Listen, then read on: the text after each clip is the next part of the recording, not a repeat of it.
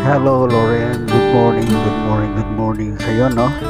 Si Papa Junway ito, no? Babati kita ng happy birthday kasi yesterday hindi ako nakabati sa'yo, okay? So, ngayon, binabati kita. And prayer ko kay Lord na na bigyan ka ng kumbaga ng wisdom in every day of your life, especially dun sa pag-aaral mo, no? At prayer ko na lagi kang inspired, laging masaya, no? So ayan, happy birthday. Ayan. So bali nakita ko nga pala yung birthday party mo na ginanap doon yata sa labas, di ba? Ang daming handa, no? So ayan. So happy birthday, ha?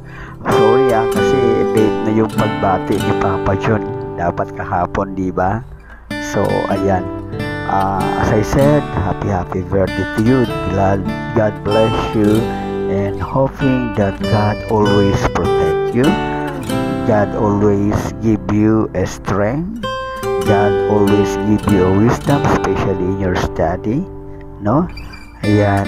So, and siyempre, prayer ko rin na lagi kang masaya, no?